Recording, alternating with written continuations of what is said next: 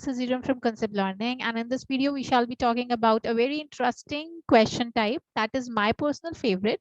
वो है summary completion of IELTS listening. Okay, summary completion. तो इसमें हम overview पढ़ेंगे, एक ब्रीफ डिस्क्रिप्शन दूंगी आपको कि होता क्या है ये question type in case you are a complete beginner. फिर हम कुछ टिप्स डिस्कस करेंगे जिसकी हेल्प से ये क्वेश्चन टाइप अटेम्प्ट करना थोड़ा इजियर हो जाता है. एंड ऑफ कोर्स बाद में हम एक एग्जांपल, एक फुल ऑन डिटेल डिस्क्रिप्शन के साथ पढ़ेंगे. ओके, तो चलो सबसे पहले हम बात करते हैं ओवरव्यू की. तो ओवरव्यू क्या होता है? हमें रिकॉर्डिंग दी जाती है of short description about anything. Anything मतलब एक पर्टिकुलर टॉपिक के बारे में हमारा स्पीकर बोल रहा होता है.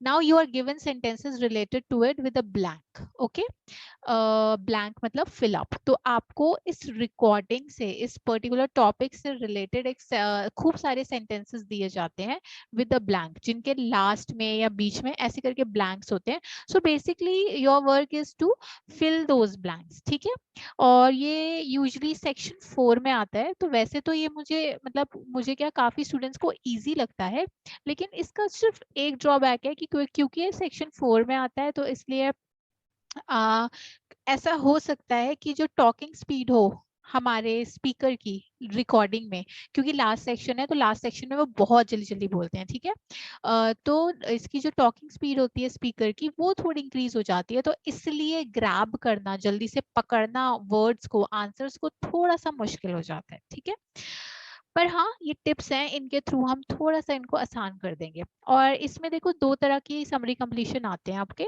दो तरह के इंस्ट्रक्शंस आपको गिवन होंगे, either write one word or write no more than 2 words.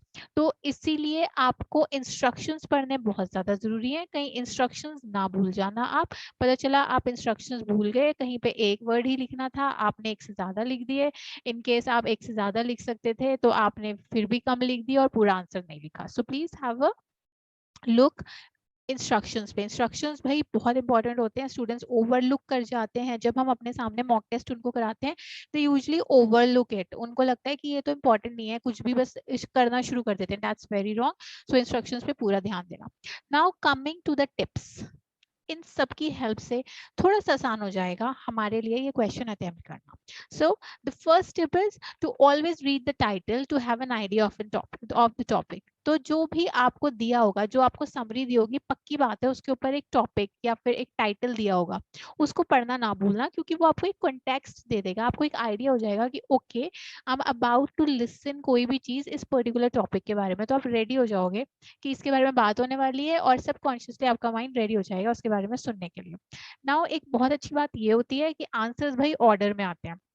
Unlike MCQs या एक दो और तरीके के क्वेश्चन होते हैं जिनके आंसर्स हमारे ऑर्डर में नहीं आते हैं ना. मगर इसकी अच्छी बात यह है कि आपके आपके आंसर्स ऑर्डर में आएंगे. What does that mean? That means कि आप आंसर 1 को पहले सुनोगे, फिर सेकंड को सुनोगे, फिर थर्ड को सुनोगे, फिर फोर्थ को सुनोगे.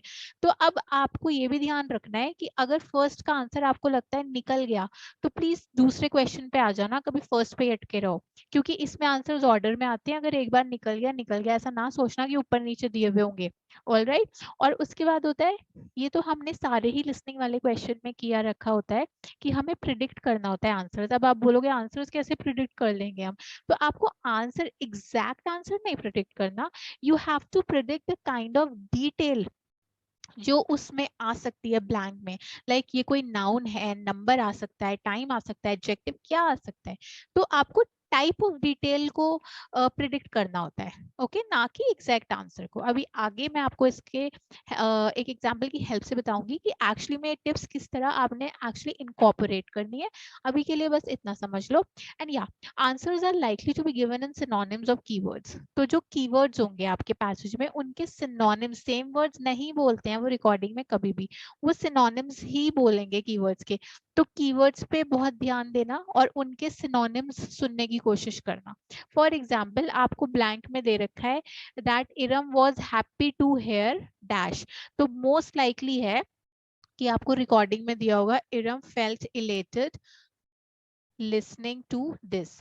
तो हैप्पी का सिनोनिम इलेटेड, हेयरिंग का लिसनिंग. ऐसा हो जाता है. हो जाता क्या है, ऐसा ही होता है. कभी भी वो सेम टू सेम आंसर नहीं बोलेंगे. Answers are always in the synonyms only. Now be aware of the distractors. They are quite common. In such question type. Distractors वही जो बीच में बट लगा देते हैं, हाउएवर लगा देते हैं, जो पूरा सेंटेंस का मीनिंग ही चेंज कर देते हैं, उनको डिस्ट्रैक्टर्स बोलते हैं।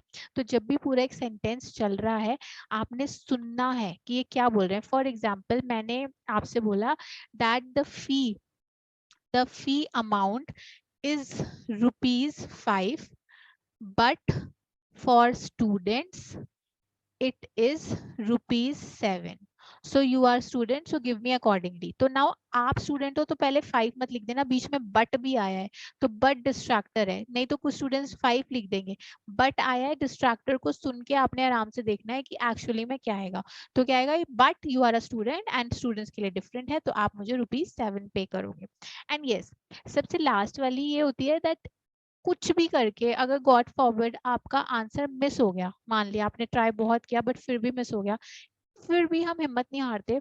आखिर मूवमेंट भी, you do not have to leave blank space, खाली मत छोड़ के आना, कुछ भी लिख देना। कभी कभी किस्मत अच्छी हुई आपकी, जो आपने सोचा हुआ कि यार ये लग रहा था इसका आंसर, बस लिख दो, कोई बात नहीं। बिकॉज नेगेटिव मार्किंग तो है नहीं आइल्स में, है ना, आपको पता है ये बात, नेगेटिव नहीं मिलते हैं। अगर आपने कोई आंसर गलत किया है, आपके मार्क्स नहीं कटेंगे। तो इससे बेटर है जब मार्क्स कटने ही नहीं है अगर कुछ, तो फिर अगर गलत भी लिख रहे हो तो लिख दो, इट डजेंट मैटर, क्योंकि आपका आंसर सही हो सकता है। तो चलो हम ये वाला एग्जाम्पल करने की कोशिश करते हैं। सबसे पहले इसके ऊपर क्या लिखा है, आप इसके ऊपर वो देख लो। इंस्ट्रक्शन क्या लिखा है भाई, हमारा इंस्ट्रक्शन है वन वर्ड ओनली, तो एक ही वर्ड आएगा उसमें। ओके, उसके बाद let's move on to the question. पहले तो हमें क्वेश्चन ही पढ़ने को मिलेगा, ये है हमारा क्वेश्चन। तो हमारा क्वेश्चन है, Sydney opera house is famous for its roofs architecture resembling dash. ठीक है, तो सबसे पहले हम प्रिडिक्ट कर लेंगे। प्रिडिक्ट क्या करेंगे हम, मुझे ऐसा लग रहा है किसी चीज को रिजेंबल कर रहा है तो कोई नाउन आएगा, किसी चीज का मतलब कोई नाउन आएगा, इसकी कोई क्वालिटी में भी, और नाउन मुझे ऐसा लग रहा है कि या तो क्वालिटी आएगा या फिर कोई पर्टिकुलर चीज आएगी जो होती है। ओके, अब हमें रिकॉर्डिंग सुनने को मिलेगी। अच्छा, और क्या कीवर्ड है इसका, ठीक है, और क्या कीवर्ड है इसका, एक तो है फेमस, और है रूफ्स आर्किटेक्चर और रिजेंबलिंग, मतलब सिडनी ओपेरा हाउस। अब यहाँ पे इट्स है तो वो ना शुरू में ही बात करेगी कि सिडनी ओपेरा हाउस वगैरह वगैरह की, तो आपको आइडिया हो जाएगा कि अच्छा ठीक है, सिडनी ओपेरा हाउस की बात शुरू हो गई, फिर वो उसके लिए प्रोनाउन यूज करेगी इट्स, और फिर आगे जाएंगे। तो हम अपनी रिकॉर्डिंग में इन कीवर्ड्स के सिनोनिम्स को ढूंढेंगे। ओके, इन कीवर्ड्स के सिनोनिम्स को ढूंढने की कोशिश करेंगे। तो अब देखते हैं इट्स यूनिक रूफ डिजाइन। तो अब देखो यहाँ पे हमारे मेन कीवर्ड्स हैं रूफ आर्किटेक्चर, तो और दूसरा है resembling, end of course famous भी है। ठीक है, तो फेमस का तो which makes it the one of the most photographed building, most photograph यहाँ पे आ गया हमारे फेमस का, कि ये फेमस का ही सिनोनिमस हो रहा है थोड़ा सा। उसके बाद है रूफ आर्किटेक्चर, रूफ आर्किटेक्चर का रूफ का तो एज इट इज इन्होंने रूफ बोला है, लेकिन आर्किटेक्चर के बदले इन्होंने डिजाइन बोल दिया। उसके बाद रिजेंबलिंग, रिजेंबल करते हैं किसी चीज जैसा लगने को, जैसे हम मैं बोलूं I resemble my father, I resemble my mother, that means मैं उनके जैसी दिखती हूँ। सो रिजेंबलिंग का सिनोनिम है लुक्स लाइक। सो यहाँ पे लिखा है it's unique roof design looks like a series of, sorry ये ऑफ है, looks like a series of white sails. तो किसकी तरह लगता है वो, a series of white sails. अब यहाँ पे हमारे इंस्ट्रक्शंस है वर्ड वर्ड ओनली, तो इसमें से क्या लिखोगे फिर आप, अगर वन वर्ड ही होता है, अगर सी मोर देन 2 वर्ड्स होते तो आप ग्लीमिंग वाइट सेल्स लिख सकते थे। ओके, लेकिन यहाँ पे मैंने वन वर्ड वाला इसीलिए चूज किया सो दैट आपको समझ में आ जाए कि अब अगर वन वर्ड है तो क्या लिखेंगे। अगर वन वर्ड है तो बिल्कुल जो मेन आंसर है, जिसके बिना आंसर इनकम्प्लीट है, वो लिखेंगे। सीरीज नहीं आएगा क्योंकि पता नहीं है किसकी सीरीज, ग्लीमिंग नहीं आएगा, ग्लीमिंग का नहीं पता है तो क्वालिटी है, वाइट नहीं आएगा, एक्चुअली में क्या चीज है वो, सेल्स है वो, तो वो सेल्स जैसी दिखती है, इसलिए हमारा यहाँ पे आंसर आ जाएगा सेल्स। अब आप ये आंसर देखना, ये वाला एग्जाम्पल बहुत ज्यादा इंटरेस्टिंग है। तो हमारे को समरी में जो क्वेश्चन दिया हुआ है दैट इज, हमें दिया हुआ है the opera house was designed bye John from Denmark and was built between 1959 and dash. So now question पढ़ने के बाद जब मैं कीवर्ड्स लूंगी मेन, तो क्या है keywords, the first keyword is opera house, इसका मतलब जब ओपेरा हाउस की बात होगी तब मैंने थोड़ा कंसंट्रेट ज्यादा करना है। फिर है डिजाइन, डिजाइन किसने किया था, जॉन ने, तो डिजाइन को देखेंगे हम। एंड है बिल्ट बिटवीन, मेन बात हमारा ये ब्लैंक है, ब्लैंक से ठीक पहले क्या बात हो रही है, बिल्ट की बात हो रही है, डिजाइन की बात नहीं हो रही, बिल्ट की बात हो रही है कि बनना कब शुरू हुआ, बिटवीन 1959 एंड दिस। सो ये मेरे कीवर्ड्स हैं, opera house, design, build and 1959। इनकी हेल्प से मुझे आंसर मिलेगा। जब ये इनसे रिलेटेड वर्ड्स, इनके सिनोनिम्स मुझे सुनाई आने लगेंगे तो मैं समझ जाऊंगी मेरा आंसर आने वाला है, तो वहां पे हम ज्यादा कंसंट्रेशन देंगे।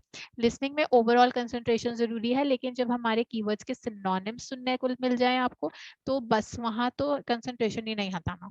उसके बाद हम प्रिडिक्ट करते हैं। तो क्या लग रहा है आपको, कोई चीज बनी है बिटवीन दिस एंड दिस, मुझे लग रहा है तो कोई डेट आएगी, कोई टाइम पीरियड आएगा या कोई सा ईयर आएगा, ये मैंने प्रिडिक्ट किया है। ओके, अब रिकॉर्डिंग सुनने की बारी। रिकॉर्डिंग में हमारा बोला है the prize for best style went to John. इसका मतलब डिजाइनर जॉन था तो उसको प्राइज वाइज मिला होगा, उसको स्टाइल करने का या डिजाइन करने का। An architect from Denmark, so John from Denmark की जगह हमने इन्होंने बोल दिया an architect from Denmark. And was built between 1959 and dash, he began the construction in 1959। Now see क्या हमारे सिनोनिम्स यूज हुए हैं, हमारे डिजाइन की जगह स्टाइल यूज हो गया है, कंस्ट्रक्शन बिल्ट बिटवीन की जगह कंस्ट्रक्शन यूज कर लिया है हमने। सो बिल्ट बिटवीन की जगह देखो इन्होंने क्या यूज किया है कि कंस्ट्रक्शन बिगैन, मतलब स्टार्ट हो गई यहाँ पे। अब ये डिस्ट्रैक्टर है, कुछ लोग कंफ्यूज हो जाएंगे, कुछ लोग 14 इयर्स लिख के आ जाते हैं, कोई कुछ समझ ही नहीं आता उनको, बोलते हैं मैम इतनी जल्दी जल्दी बोल गया सुना ही नहीं आया। तो इसको ध्यान से सुनना है, बिकॉज सीट कंस्ट्रक्शन की बात शुरू हो गई है, जो हमारा मेन कीवर्ड है जिसकी बात हो रही थी कि भाई बनने लग गया है हमारा सामान, वहां बिल्ट आ गया, कंस्ट्रक्शन आ गया, वहां आपने सुनना है 1959। तो अब इन्होंने डायरेक्ट नहीं बोला कि वो 1959 से 1973 तक बना था, उन्होंने बोला कि 1959 में बनना शुरू हुआ, but it was 14 years later, 14 years के बाद 1973 में बना। तो क्या इसका टाइम स्पैन क्या था? अब कुछ बच्चे यहाँ 14 इयर्स भी लिख देते हैं, नहीं, वो 14 इयर्स नहीं पूछ रहे, वो टाइम स्पैन पूछ रहे हैं किस किस के बीच में बना। तो किस किस ईयर के बीच में बना, 1959 टू 1973। तो what is our answer? Our answer is 1973। क्या भाई, अब हम अपना एग्जाम्पल नंबर 3 करते हैं। देखो हमें समरी क्वेश्चन दिया हुआ है, this is our question. Our question is that more than dash shows are stage there every week. किसी जगह की बात हो रही है, तो ओपरा स्टेज शो ही होगा, क्योंकि हमारा टॉपिक मेन ओपरा वाला ही था, तो वो तो चलता ही रहेगा। ये है, तो हमारे कीवर्ड्स क्या है भाई, मेरे कीवर्ड्स है मोर देन, जहाँ मैं मोर देन का कोई रिलेटेड सिनोनिम दिखूंगी या देखूंगी वहां पे होगा इसका आंसर, या फिर है शोज, स्टेज्ड और एवरी वीक। ठीक है, इनके थ्रू मुझे आंसर मिलेंगे। तो मोस्टली सारे ही वर्ड हैं, तो हमें सबको ध्यान से देखना होगा। अच्छा, प्रिडिक्शन क्या आ रही है, देखो मोर देन अगर आता है तो मोस्टली नंबर ही होता है, कि कोई नंबर ही होगा, मोर देन दिस नंबर, इतने जो शोज हैं वो स्टेज हुए थे। ओके, नाउ रिकॉर्डिंग की बात करते हैं। अब रिकॉर्डिंग ने हमने बोला remarkably an excess of 40 performances take place each week. ठीक है, तो देखो ये सिनोनिम्स यूज हुआ है, मोर देन का या हुआ है एक्सेस ऑफ, उसके बाद सॉरी मैंने यहाँ पे शूज लिख दिया, इट इज शोज। शोज का हुआ है परफॉर्मेंस, स्टेज का हुआ है टेक प्लेस, एवरी वीक का हुआ है ईच वीक, ये रहा। ठीक है, और हमारा आंसर क्या है फिर, एक्सेस ऑफ कितने शोज, मोर देन कितने शोज, मोर देन 40 शोज। अच्छा, एक बहुत अच्छा इसमें आ जाता है, on average 10 shows take place. अब डिस्ट्रैक्टर आ जाएगा, बट, और सोचो ये आंसर, ये वाली लाइन, ये वाली रिकॉर्डिंग बोल दे वो हमारी रिकॉर्डिंग की, कि but an excess of 40 performance takes place each week. तो आपने ध्यान से कीवर्ड्स देखने हैं, वो एवरेज नहीं पूछ रहे हैं। अगर एवरेज पूछते तो 10 लिखोगे, ये डिस्ट्रैक्टर ऐसे ही होते हैं। तो डिस्ट्रैक्टर के वक्त आपने ध्यान देना है कि हमसे एक्चुअली में पूछ क्या रहे हैं। तो जो आपका मेन कीवर्ड होता है ना भाई, वो हेल्प करता है।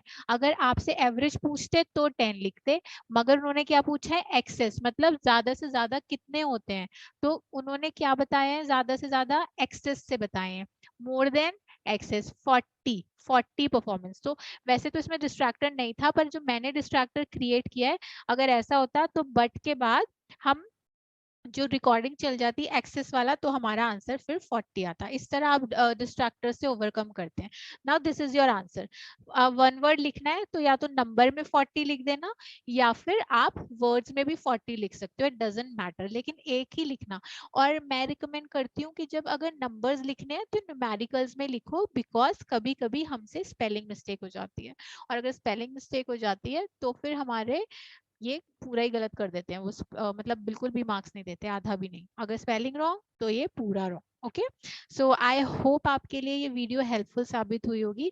इसमें हमने ओवरव्यू कवर किया है, टिप्स एंड ट्रिक्स कवर की हैं, और हमने एग्जाम्पल्स देखे हैं जिसमें मैंने आपको स्टेप वाइज बताया है। क्या स्टेप है आपके? सबसे पहले कि सबसे पहले टाइटल पढ़ोगे, टाइटल के बाद क्वेश्चन पढ़ोगे, क्वेश्चन में से कीवर्ड्स निकालोगे, कीवर्ड्स के सिनोनिम्स रिकॉर्डिंग में ढूंढोगे। अगर डिस्ट्रैक्टर हुए तो मेन कीवर्ड पे ध्यान देना कि मेन कीवर्ड की बात जो हमारे कर रहे हैं वही हमारा आंसर होगा।